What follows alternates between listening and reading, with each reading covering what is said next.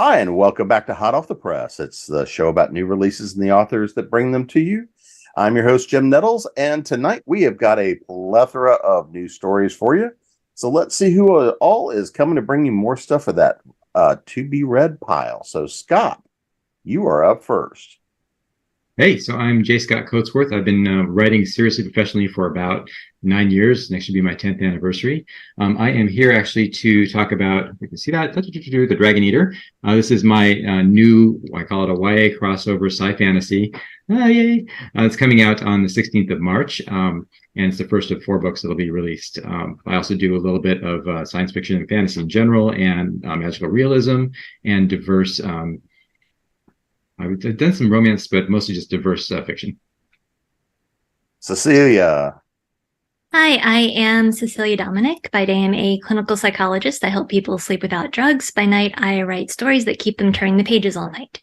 And I have the world's cutest cat who likes to be on video with me. So I am a USA Today bestselling author. I write steampunk and urban fantasy. And so today, I'm excited to bring you guys Risen Shadows, which is the 6th and final book in the Fae Files series, and it released today, March 7th. So I am super thrilled to be here. Thank you. Love your tagline. Thank you. Ian? Hey, how you doing? I'm Ian J. Malone. I'm a sci-fi writer. Been doing this, I guess, for about 10 years now. I do a little of everything from military sci-fi to space opera to space adventure to even kind of dabbling in some like sci-fi police procedural stuff.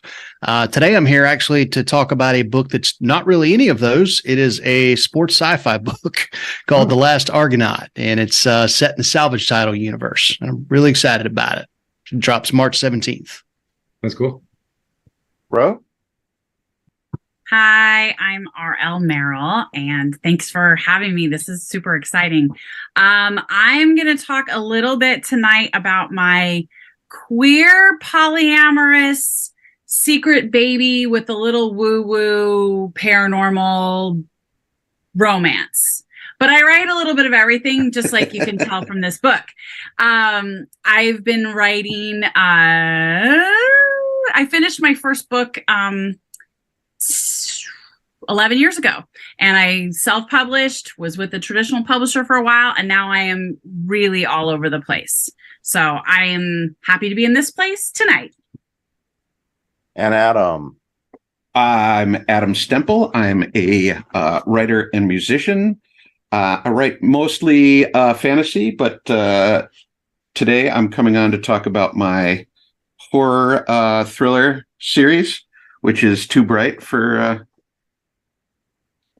this, but we'll fix that. So let's start off a little bit about kind of the stories and the worlds we're going to be falling into here. You know, kind of the general world, the setting, what kind of story are we really getting into and dealing with? So Scott, you're up first. Sure. So this book is sort of a loose tie-in to my Liminal Sky series. It's got 2 trilogies that are out already, one kind of taking place in a fairly near future Earth and one in a very far away distant planet. This one kind of goes off in a whole different tangent. It's a sci-fantasy world, so although it's got a scientific basis where it was a colony world, it has a very much of a fantasy feel. My kind of go-to for it is Anne McCaffrey's The Pern books, sort of that medieval feel to it. And there are also dragons, but it is a little different in other ways. It's something that actually spun off of a short story that I was working on, turned into a novella called The Last Run, that a friend of mine, Jim Comer, had said, you know, there's no way that we will ever develop warp travel because we cannot go faster than the speed of light. It's impossible with physics.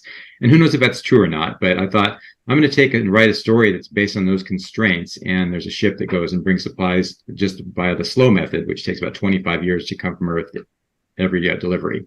And that kind of turned into this weird, there were these plants that were sort of semi-sentient, and this, I think I called the Hensha Queen, that this woman became the plants kind of took her over for a little bit, and she kind of spoke to the humans from that alien civilization. And it kind of sort of steam, that's the word I'm looking for. Anyway, it kind of grew from there. So we ended up now with this trilogy that's kind of grown out of that. And I call it my 4-book trilogy because it was 3 books, and then the third one was too long. So I split it into 2. So it is kind of like dropping into a world that feels like fantasy, but it also has a sci-fi kind of basis and some sci-fi elements. Cecilia, so let's find out a little bit about the world this series is set in. Sure. So it's urban fantasy, so it is set in our world, but it also partially takes place in fairy, which I conceptualize as an alternate dimension. And in this particular book, the heroine is stuck in fairy in their version of an insane asylum, and the hero is trying to figure out how to get her out as well as deal with his own stuff. So it's definitely got some of that high fantasy feel to it with being in fairy and the different creatures, and then also some of the urban fantasy with some of the modern issues. And there is also a cat character named Sir Raleigh, who is a Grimalkin who may or may not have been inspired by my supervisor here. I say yes. So yeah, Argonaut is actually set on a world that I created in a number of salvage title anthologies. I've been fortunate to kind of be in with the guys who created that world from the jump, and thus far I've dabbled in it with short stories. But all throughout the way, and I want to say north of 20 books now in that world. There is a game that's referenced called Warball, and it's portrayed as, it's described as this kind of like weird extreme hybrid of like football, rugby, MMA with a splash of hockey. I mean, super intense, super physical, super violent sport, but nobody's ever seen it. And I'm a former sports writer in addition to being a science fiction writer. And so the creator of the universe kind of came to me and said, listen, it's high time the fans get to see what this thing is that all these characters reference in passing. You need to be the guy to write that story. And so, it was a wild challenge because I've never really kind of put those two things together, sports and sci-fi. It's always been very straight up science fiction, and I kind of check sports at the door, even though I'm not so sports fan. And so, the challenge for me came in trying to craft a story that would not only satisfy, the sci-fi readers and the fans of the salvage title universe, which there's a ton of them now, but also would pass the sniff test for sports fans. Because, as sports fans, like, we're not content to just have all right, and we're going to run the ball downfield and we're going to throw it and somebody's going to do a flippity-doo and they scored. And it has to make sense for us. We have to see method. We have to see strategy. We have to see, philosophy among how the play takes place on the field. We have to check those boxes or else we check out. And so straddling that line between science fiction, but a sports style of storytelling that was believable in a world 9,000 years in the future was really a challenge for me. But I think we nailed it, and we were really proud of the way the story came down. And obviously we'll get into it a little bit more, as the panel rolls on about what the actual story is, because there very much is one. But that was kind of the challenge of this story, was trying to craft something that would satisfy both of those audiences. And it was a juggling match, but it was a lot of fun and a great challenge. So is Flippity-Doo an official move in your sport? No, that was Starship Troopers. Okay. The movie. Awful movie. That movie with a spear. was brilliant. Oh, the sports, the whatever unparalleled work of masterpiece. The sports scene was butt awful, man. That was not. But great. I digress. Thoreau, please save us before we get any further towards the end zone. I love Starship Troopers. That's awesome. And Ian, I love that you talked about this being in like a challenge to write something. One of my friends, we were having lunch, a group of us, and she was like, we were talking about the different romance tropes, and somehow it came up like, well, some of them you probably would struggle to do in a queer romance, right? She goes, like Secret Baby, you couldn't really write a lesbian Secret Baby book. And I was like, challenge accepted. But it actually turned into more than that. And where the woo-woo comes in is my first published paranormal romance was actually several years ago. And it was in my idea of what happens to you when you die. And so I have kind of brought this world into several other stories throughout my writing adventure.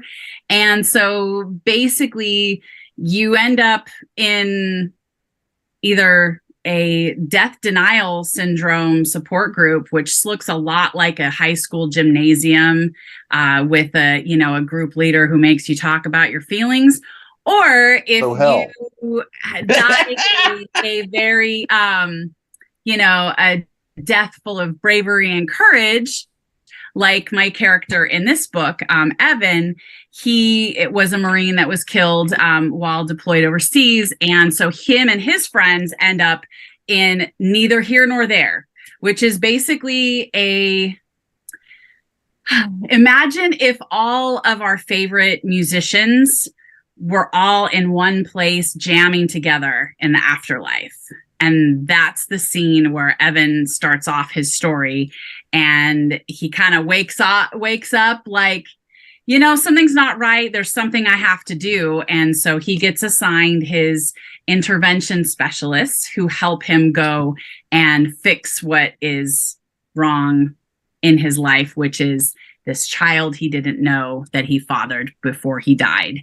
So that's the woo-woo piece. So you kind of have the contemporary world, which actually is right now looking very much like a sci-fi surreal place. It's the Sierra Nevada mountains. If you've seen pictures or video of the snowpack right now, is terrifying.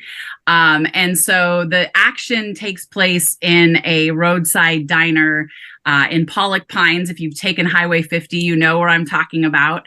So that's where the action takes place. But we have our woo-woo piece and our contemporary romance going on as well, and a secret baby named Donnie, who's awesome. All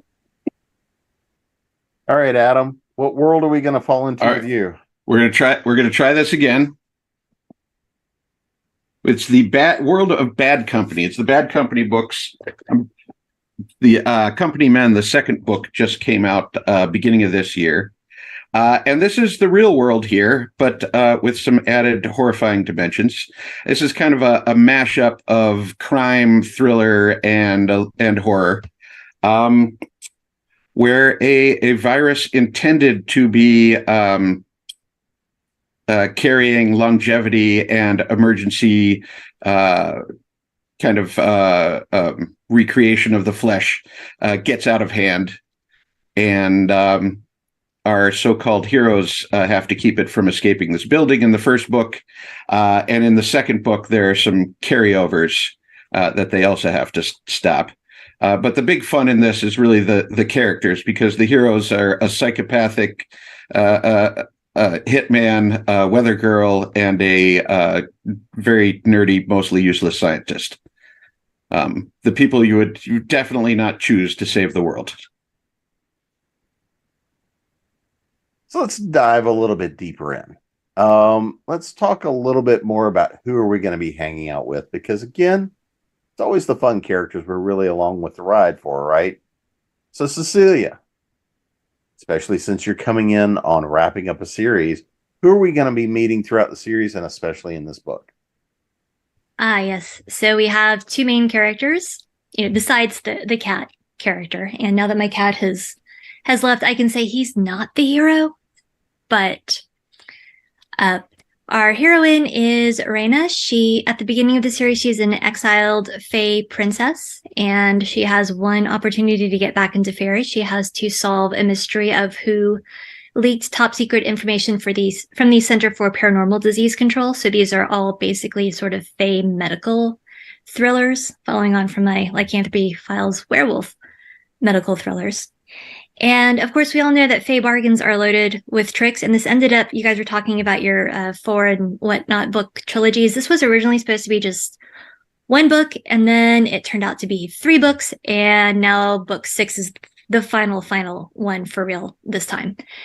And it was until the next trilogy starts. Until the next trilogy starts. But we've wrapped up with these characters. And so her foil for the first book and through the series becomes her slow burn love interest is Lawrence, who's a gargoyle. And we find out that his father was killed by a fae. And so he has both studied the fae and considers himself to be an expert, which ends up being more of a face-plainer than anything else that really annoys her.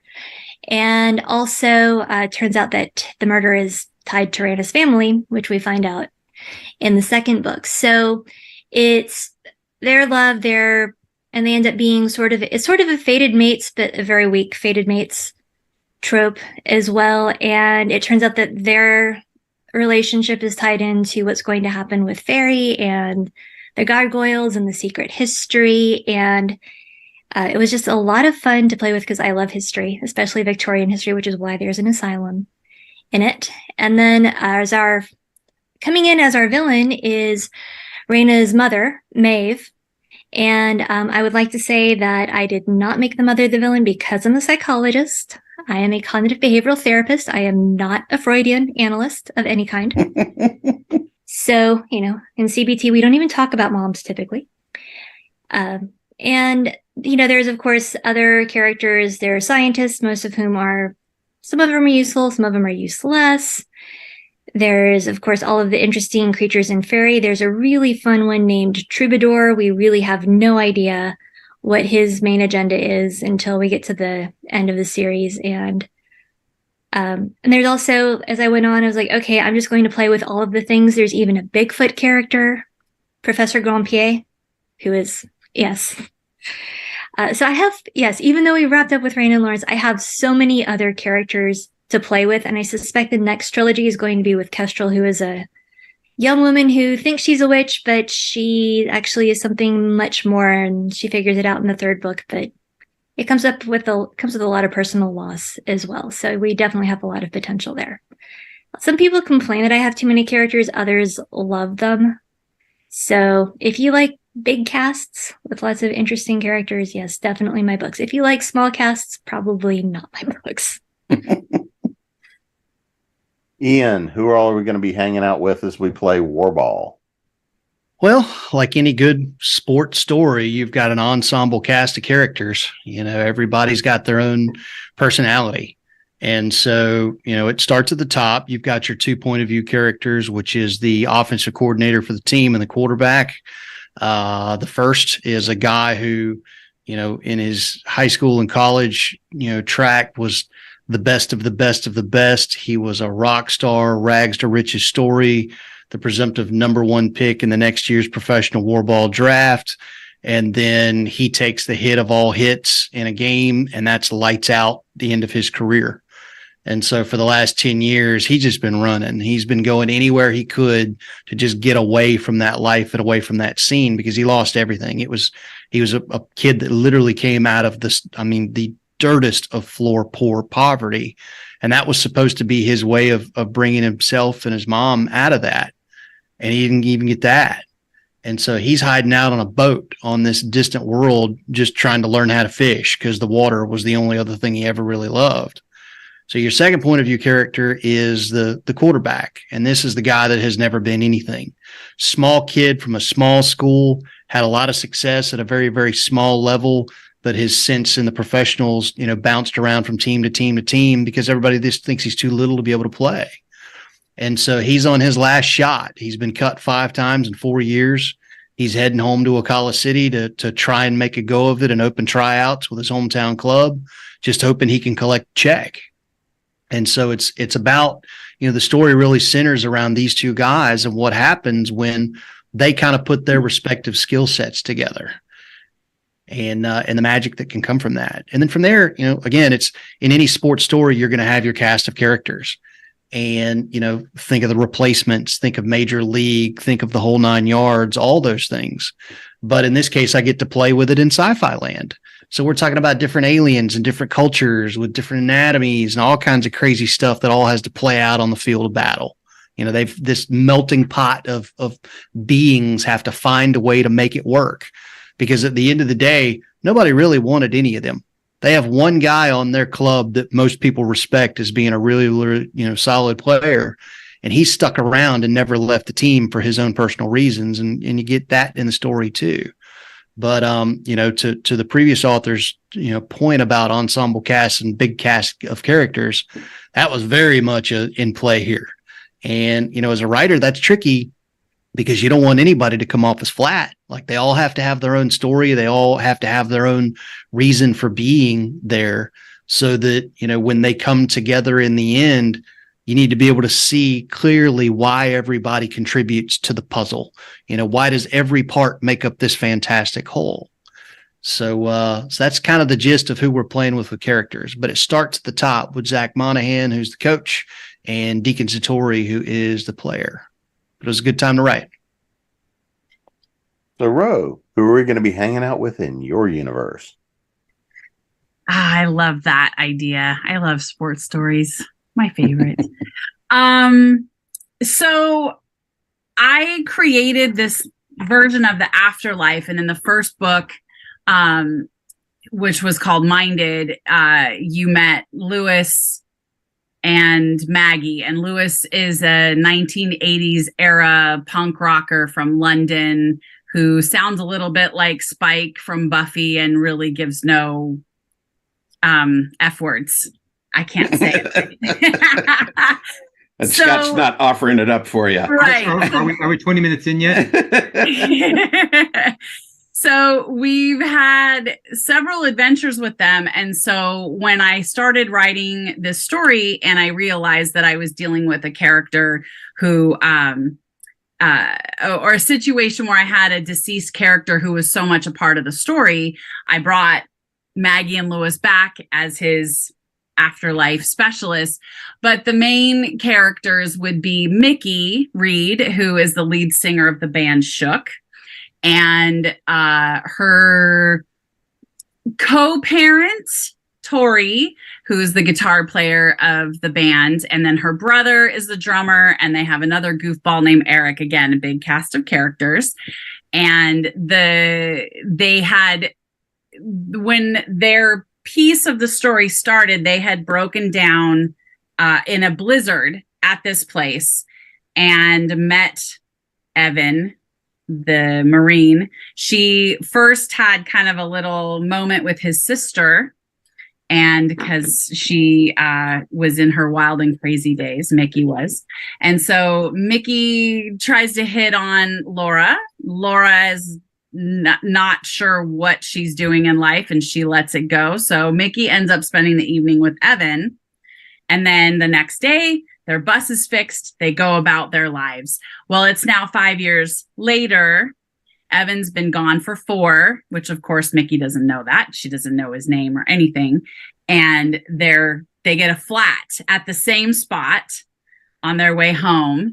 And she has a run-in with his sister, and the sparks are still there. And there's a lot of different situations. Now we have Donnie, who is now 4 years old and quite a handful. And immediately Evan's parents and Laura are convinced that there's something very special about this kid. He looks very much like Evan, has the same kind of rare colored eyes. And then they hear that he is type 1 diabetic, which 1 in 17 men can pass that trait along to their children.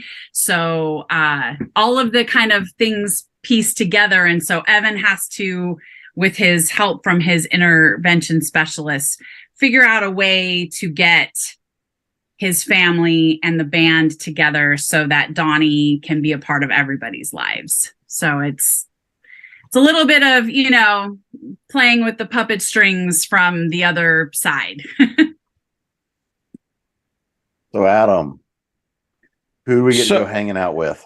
So there's a couple of things to know about me as a writer, which is, first of all, even if I start with a large cast, it's likely to be a small cast by the end of the book, or by the middle, or possibly by chapter 1. So, in fact, a person had a story they put forth in our writers group with 3 point of view characters, and it was a young adult book. And I said, "Oh, that's great, 3 point of view characters. Which one are you going to kill?" And they said, "None of them. What's wrong with you?" But Well, if it's an afterlife story, right, yeah, carry them on. No, it was not. So the other thing is that Naomi Kritzer blurbed my book, and she said about my writing in general and this series of books in particular, no one writes bastard son of a bitch characters as brilliantly as Adam Stemple. So one of the two main characters, the main series characters, is Quinn Keegan, Boston hitman, who had to leave Boston and works for the Russians out of New York, who ends up on a job in Minneapolis, which of course goes sideways. But he's a very fun character because he's not one of these sociopathic hitmen who is then redeemed by his actions. No, he stays pretty true and selfish the entire time, but he's also ends up kind of endearing. So I have him do some truly horrible things about 3/4 of the way through the books to remind the reader that they're now they're actively rooting for a horrible, horrible person. And then the other foil for him is Ellie Buckman, who is the weather girl, but she's actually, her father is a Pulitzer Prize winning journalist, and her brother is a war correspondent. And she ended up as a weather girl, but really wants to be a journalist and has some people who believe in her. And she's a lot tougher than people think. And she's a very fun character because she's very outgoing and understands how the world works. Whereas Quinn understands only really how his world works. We have a moment in the second book where they're thinking about kidnapping someone's kids, and so we can't kidnap kids, and Quinn's like, no, the guy is like 70. His kids are 50 or so, and they're like, and that's better. And he thinks, I'm not really usually pretty good at these moral judgments, but I thought I had that one right. So he asks, so should we grab his grandchildren? And the other two people are like, is he kidding? And they say, I don't honestly know. So that's the kind of fun we have in this one with the interplays with the characters, because Quinn is very effective in violent, insane situations and very ineffective in all other social situations. God, how about you? Who do we get to go hanging out with? Well, so first of all, I want to say I'm kind of with Cecilia, and that I tend to have huge casts, like, the ones you used to have in the 40s movies, cast of thousands. I can help you with that. Yeah, I think. Thank you. I think I had 10 in this one is my highest, and I have been trying to be better. So the Dragon Eater actually has 3, and by the time I get to the last book, there are 6, I think, because I do let myself kind of loosen up a little bit, and then they don't get winnowed down. Sorry, Adam. But each book focuses on one of the characters, although all 3 have kind of equal points of view. And the first one in the Dragon Eater. So this is Raven the Thief. And Raven is that guy in high school who you thought was really cute, who was also a total asshole. And so he starts out kind of being a little bit unlikable, being kind of a jerk. He has a best friend, Ake, who is a guard. And so Ake has a huge crush on him. Ake is bisexual and Raven is gay. But Raven just keeps him at arm's length because he doesn't think it'll ever work. And the third person in the story is Celia, she is training to be in the Hensha Temple to maybe be the Hensha Queen someday. But the way you do that is you get these sentient plants to actually talk to you and work with you. And nobody's done it for 10 years. There hasn't been a queen for 10 years. She also happens to be Ake's ex and hates Raven with a passion. So they are, of course, all thrown together. It happens very early on when Raven eats the dragon, and people have asked me, like, is that barbecued? How does he actually eat the dragon? Well, it's an egg that breaks open, and there's a small dragon, and the dragon crawls down his throat. So it's not nearly as delicious or fun as it probably sounds from the title.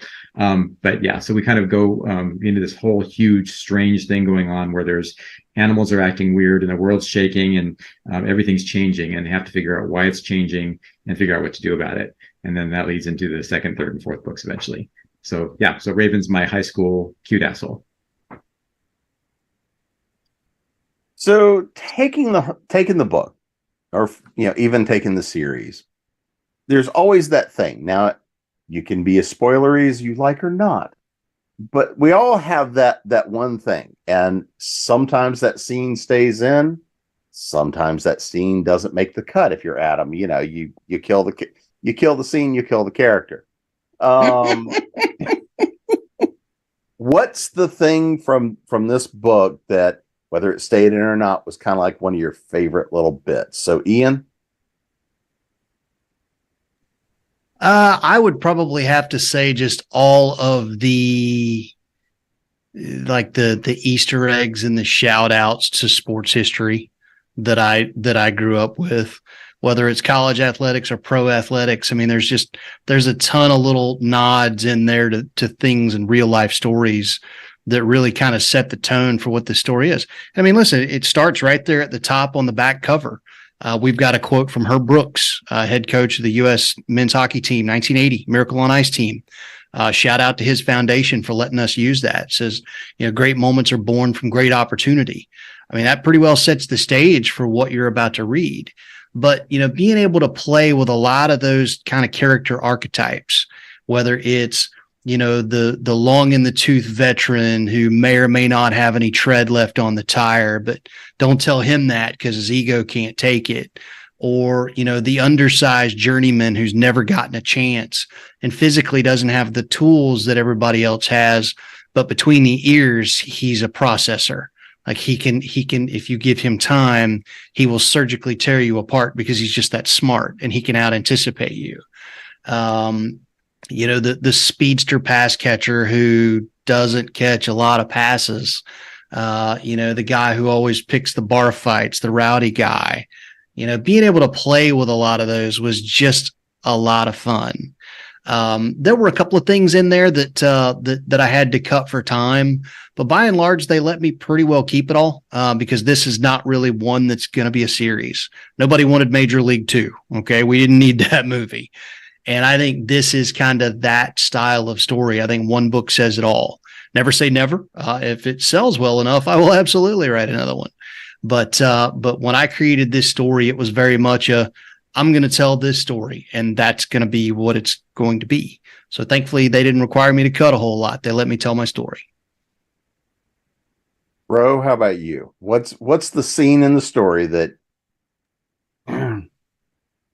Well, I guess it's the scene in the story where the book went from being a lesbian romance to a polyamorous throuple. Because we got to a scene where Tori, the guitar player, was cooking breakfast, and I realized that he was too good for this world. Like he was that character that just shined over all of them. In fact, my early beta readers and my editor even were like, they don't deserve him. Like, he's just too good of a person. And so that meant going back and changing some things. But yeah, it was realizing that there was a place for all three of the characters, for Laura and Mickey and Tori, and together they made a better team than if they would have left Tori out in the cold. And there's a scene where they're having a conversation, and they get some news, which I won't give because that's the spoiler. And there's a conversation about Tori is very generous. Yes, Tori is very generous, he says, and he's burning the bacon, and he has to dash out and save breakfast. And it's just one of those moments of him giving up his moment, him sacrificing so that the team, the family can all be taken care of. So it was the moment that changed the course of the story, I guess. So that's why it had to stay. All right, Adam. In your scene, who'd you kill that was your moment? Oh, wait. Oh, so many. I actually got a moment from each book. In the first book, there's a moment where Quinn points his gun at Ellie's head and pulls the trigger. And that is at the end of a chapter. And the next chapter is from Lucas, the third point of view character, who is not with the other two of them. So you have to wait a whole chapter before you find out what happened, which is probably my favorite writerly thing to do. Especially when people who know my work are like, oh, he very well could have killed her. And then in the second book, since I'm writing horror, there is a tendency to go, okay, how can I up this from last book? And in horror, sometimes it's how can I make this worse than last book? And there is a scene in the second book where I went on social media afterwards and said, well, I can no longer pretend that wasn't in my head. So for some reason, that brings me joy. Scott, how about you? What's the scene? So it's not a scene in particular. So people that don't know me well, this might sound kind of strange, but there's a moment when I was writing the story and I had Celia dragging her friends up to her mother's house, and her mother is a trader who goes from town to town and trades information and trades goods. And they think that she might know more about this mystery they're trying to resolve. And it hit me when I was writing these two characters, Celia and her mother, and they have a very difficult relationship and always have, and her mother's never been much of a mother to her, that I was actually writing Lorelai and Emily Gilmore from the Gilmore Girls. And so when I realized that, it was like I just channeled that to write their interactions, and it just like came out perfectly the way I wanted it. So it was that kind of aha moment of, I'm actually inside this early 2000s sitcom, but I'm setting it on a different planet with dragons. So yeah, that was mine. Awesome. Cecilia. Yeah, that sounds amazing. I never watched Gilmore Girls, but I do love the Pern books, and I would love 90s sitcom sensibilities in Pern. That would be amazing. So in my case, sometimes characters sneak in from other books that I wasn't expecting. And so in Risen Shadows, there is a scene in the waiting room of a veterinarian's office, and there is a character there who has a cat, and something strange has happened to the cat, and it ties in with the mystery that Lawrence is trying to solve to help figure out how to get Raina out of her predicament. And as it turns out, this particular character is Arthur Rizzo, who is one of the minor characters in Tangled Dreams, which is the first full-length book in my Dreamweavers and Truth Seekers series. And references to the Truth Seekers are also sprinkled in there as well. So it does take place in the same universe, but I hadn't really intended for there to be much crossover. And so I started writing it, and I realized who it was. And I'm like, dude, what are you doing here? But as it turns out, he's really needed. So I'm like, okay, fine, you can stay. But then you have to go back. You can't stick around. And he did. But yeah, it was one of those, okay, fine, we're just going to go with it moments. Wait, there's a cat in your story? A cat and a bet. That's never a good sign. Yeah. So I'm going to throw one last question out there to everybody. And this is one of those fun, open-ended ones. But and part of the great joy of being a writer, part of the great joy of being a storyteller is the rabbit holes we get to fall down, the strange things we get to learn, the things that we just sometimes discover ourselves in process, or sometimes it's I never knew that, and occasionally you're like, I never knew that, and I never wanted to know that kind of rabbit hole. So, Ro, for you, what was the thing that you learned, you discovered, as you were on this love quadrangle? Quadrangle. Honestly, kind of ripped from the headlines of my own life. A couple years ago, a few months into the pandemic, teaching from home, online school, my body just decided, okay, it's time for diabetes. And so that kind of became my life for a while. And it's kind of showed up in a couple of my stories that I've written since then. And in this particular case, I was writing and Evan is a Marine, and Evan passed juvenile diabetes onto his son. You know what? Let's take a little trip into the military universe and see.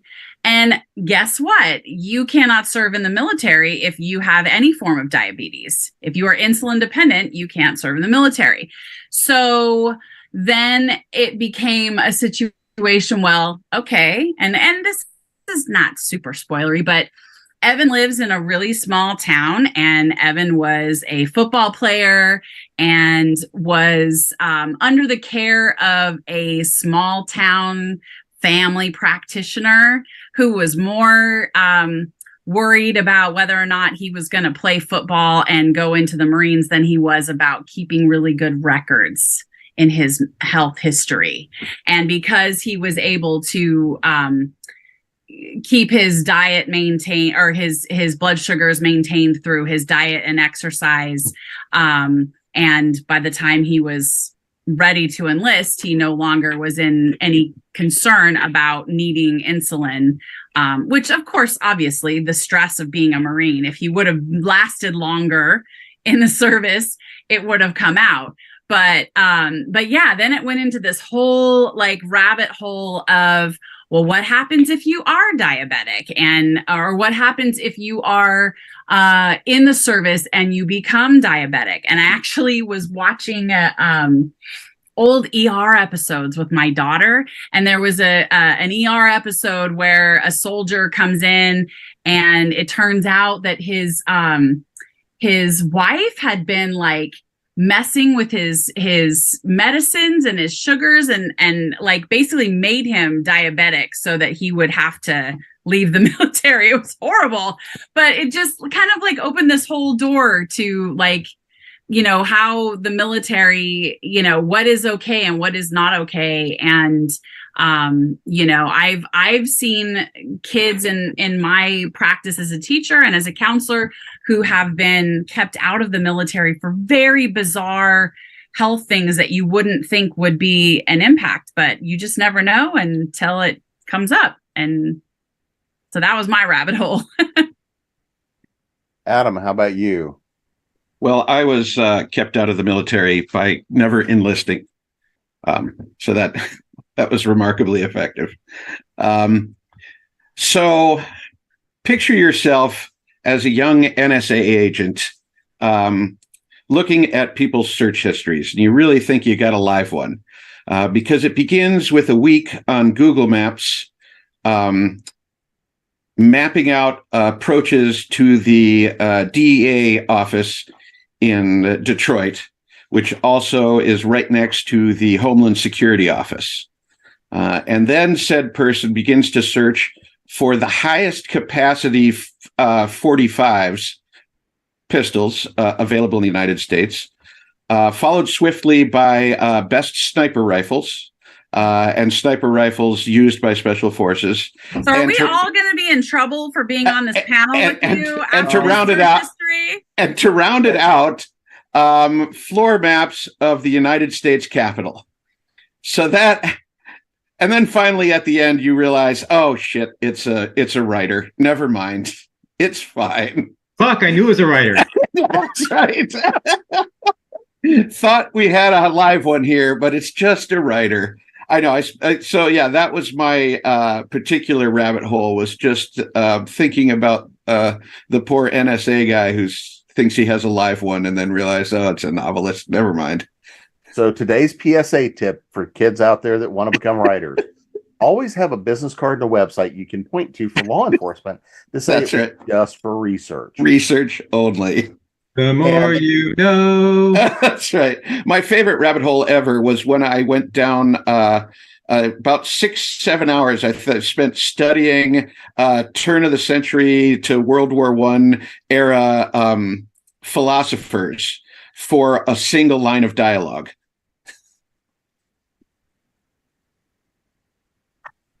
So, Scott. So anyway, I used my one word, so thank you very much. I feel it was appropriately used. Style points given. You get 3/4 thank you. So mine's more of it's more of a plot hole than a rabbit hole that I fell down. So I am famous in a lot of my works for destroying the Earth. I destroyed the Earth in the liminal fiction, the first liminal sky series, the Ariadne cycle, which is kind of tied into Drop Knots, and then I destroyed it again in some other short stories and things. And when I first was writing this cycle, I hadn't planned on it being connected to the others. And then as I was kind of going through it, I decided that I really wanted it to be. And the problem was that in this book, which takes place kind of in between when Earth was destroyed and came back, and then things that were kind of good, and then at the other story where Earth is just fine, the Earth was destroyed again in this story. And so I had to figure out how I was going to make that kind of fit the continuity of the overall series arc. And so I have now figured out how that worked out. And that's thanks to the story I'm working on right now, which I decided to write 3 weeks ago to put out a prequel to be able to give away with this book when it comes out on the 16th, which I will finish writing about a day and a half before, finish editing and everything a day and a half before the book releases. So everything's good. But I have gone down that hole and I figured out now how the Earth can be destroyed 2 times and still exist. So that was my hole. Multiverse. So, but thank you. No. Cecilia, what rabbit hole did you trip over? Okay, so first I want to say, Adam's that hurt me visceral for hours of research for one line of dialogue, because I have so done that. I'm in this tweet and I don't like it. Yes. So, as I mentioned, I'm borderline obsessed with history, especially Victorian history. And when I was originally researching my Ether Psychics books, which is my main steampunk series, I did a lot of research on Victorian mental health and the state of medicine. And then I was also, okay, let me figure out how to turn this into a course. So I do have a course that I've taught to other mental health professionals on the history of psychology before Freud and how it merges with the occult movement and all of that interesting stuff. And I am eventually going to do it as a layperson online course as well. And I did a presentation to the Georgia romance writers about hysteria and the occult in Victorian times. And of course, if you're going to be talking to romance writers about what was going on in Victorian times, especially in this area, you have to research therapeutic vibrators. And because the unfortunately it's a myth, but the myth is that to cure hysteria, Victorian physicians, who were of course male, would stick their hands up their patient's skirts because of course they weren't actually looking at anything. And they would diddle around and the woman would have an orgasm and hello, hysteria cured. Which I think is, if you really look at the overtones of that story, you could tell that that's definitely coming from the male mythology perspectives, really all you need is a good orgasm, hun. And so the myth is that because the doctors got tired of doing this, they invented vibrators because why not? They did not get tired of this. They did not. If it is true, they did not get tired of it. And there are advertisements for those sorts of devices in the early 1900s, but not necessarily, as early as people thought.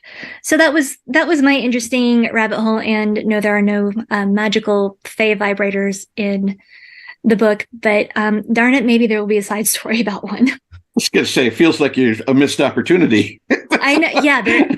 Okay. I've got my prequel. Thank you. I think that whole story needs an "as you do" attached to the end of it. Yes. You make the machine as you do. Yes. As you do. All right, Ian, it's up to you. What rabbit hole did you aim for in the end zone? Rabbit hole for me is actually what I think is the heart and soul of the story. And I didn't have it until I was about 2/3 of the way through the first draft. So, I set out to write a sci-fi sports story. Well, there's all kinds of, we've talked about that now. There's all kinds of stories you can pull from and themes and character archetypes and all of that. All right. Anybody who's into sports culture could probably pull that off if you've got some writer chops. But ultimately, everybody knows you're going to get the speech, right? The coach's speech at the end, the rah rah for the troops. How do you make that matter? Was the big question that I could not answer when I started writing the first draft. How do I make that not just a cliche trite pile of crap, right? And I got about 2/3 of the way through the first draft, and it dawned on me, okay, I've created this kind of world that's more or less just a tropical paradise. That's the way it's been depicted so far in the anthology stories that I've written. What would have happened if, in the time between the last anthology story and this city was smashed with an unholy natural disaster, a la Hurricane Michael, Hurricane Katrina. I live in Panama City, Florida. All right. That was ground zero for Hurricane Michael back in 2018. This town is still reeling from that. All right. We're back up on our feet and we're running, and it's great to have businesses opening again. And we're starting to become a vibrant community again, but the Civic Center is still trashed. The mall is still trashed and is a massive eyesore off of 23rd. We've still got potholes everywhere. There's still in every neighborhood condemned houses with tarps that have been abandoned. And I mean, it will take a generation before this town is back to being what it should be. And so I thought, well, what if that's this world? And what if the club, the Argonauts are really all these people have? Monday through Saturday, we're pulling ourselves up by the bootstraps and we're looking for missing family members and we're rebuilding houses and we're rebuilding hospitals and doing all those things. But at least on Sunday, we've got the Argos, and the stadium wasn't completely trashed. It took them a year to fix it. But starting this season, we get to at least go watch our team play again and have something to smile about. And now imagine if somebody's working behind the scenes to steal that franchise away from them and take it to another place where they can make money off of it. Imagine the New Orleans Saints being snatched out from under New Orleans a year after Katrina. That's kind of what we're dealing with here. And I didn't get that until about 2/3 of the way through the first draft, when I just looked out my office window at a twisted tree across from my house and was like, Eureka, there it is. And I revised moving in the second pass.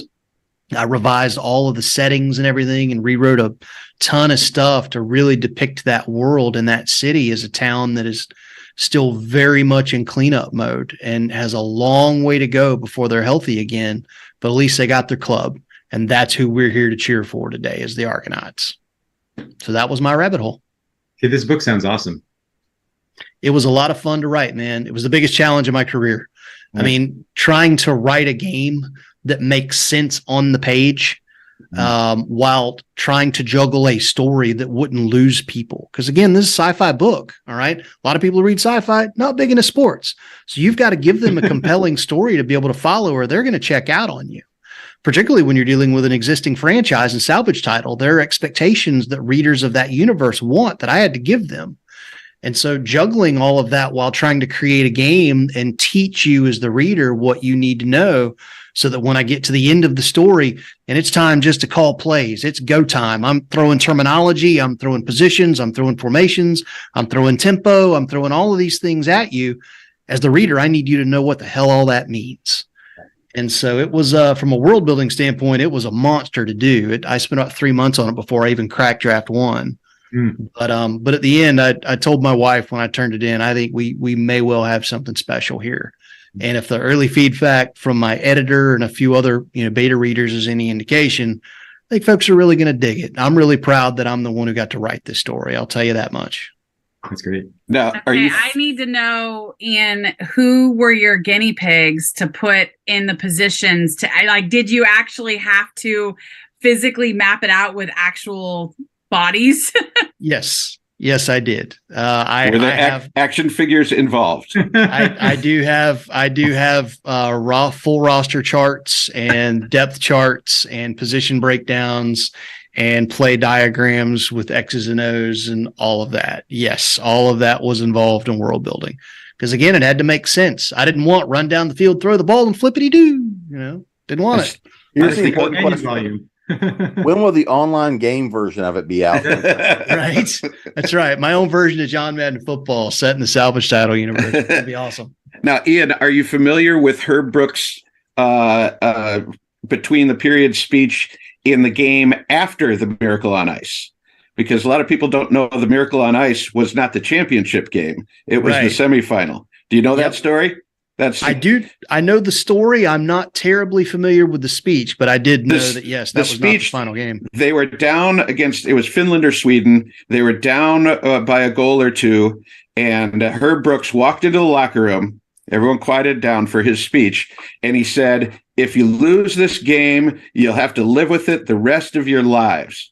Then he turned around, took 3 steps, turned back to them, said, "You're effing lives," and walked out. That was his speech. That's Herb and Brooks. They won the game. Dude, shout out, and I know I said this earlier, but I'll shout out to him again. Herb Brooks Foundation was great. We reached out to them to use that quote on the back cover, and they were super supportive. I sent them kind of the draft of the back cover description so they could kind of know what it was, and told them why I wanted to use it and how I felt like this quote in particular really kind of, encapsulated the story and captured the heart and soul of the story.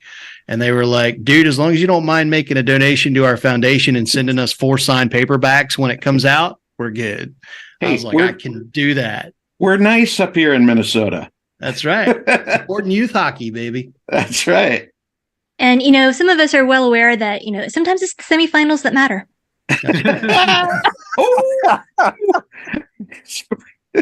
All right, being a lifelong Gamecock, I'm going to be cutting Cecilia out. So, wow, shots fired. All right, well, I think we've got everybody loaded up for their to be read piles. But before we get out of here, let's make sure everybody knows where to find you guys, and of course, knows where to find all these titles. So, Adam, because I can be difficult and nobody left the adults in charge, I'm gonna let you go first. All right. AdamStemple.com is one place. I also am one half of the Written Well podcast, which is on all the podcast places. And the books, the Bad Company series, and all my other books can be found on Amazon.com, if you've heard of that. That should cover it. I hear they're going to be a thing. Well, I think the guy who owns it wants to retire to pursue his dream of opening a small independent bookstore. But Ro, please save us. Save us from ourselves. See, you're gonna ask me. That's dangerous. I can be found lurking places online at rlmerrillauthor.com. Yeah, right behind you. Look over your shoulder. Instagram, Facebook, Twitter. I have a TikTok, but I'm not a planner. And if you really want to be great at TikTok, you got to plan it out. And I'm just not. The book that I was talking about tonight, which I didn't show the picture, I can show the picture. It's only digital at the moment. It's called All I Want to Do. It's part of the Happily Ever After Collective, which is a group of about 48 romance authors writing queer and diverse and inclusive stories. We have 4 books that come out every month. And so this book is my first one in the collective, and it will be in the collective only on Patreon through the end of July. And then after that, it will be available for wide release. You want more information, rlmerrillauthor.com or happilyeveraftercollective.com. So thank you. Ian? You can find me online at ianjmalone.net. I'm also on Twitter at ianjmalone, also on Facebook. Again, Last Argonite drops March 17th, so that should be out by the time this launches. If you go to my website, sign up for my newsletter, you get 3 free short stories. So enjoy, have some free stuff, and come find me. Cecilia? Yes, so tonight I have been talking about Risen Shadows, which is the 6th and final book in the Fae Files series. For the foreseeable future, the ebook version of The Shadow Project, which is book 1, is going to be 99 cents, so you can go ahead and start your binge for less than $1. You can find me online at CeciliaDominic.com, on Instagram at CeciliaDominicAuthor. If you're interested in the psychology side of things, you can also find me on Instagram at PsychUp Academy. And I'm looking forward to broadening my online courses. I'm currently working on releasing one on procrastination, so feel free to jot it down to take later. And thank you for having me. I'll do it tomorrow. Yeah, exactly. And I think, Scott, you might be last.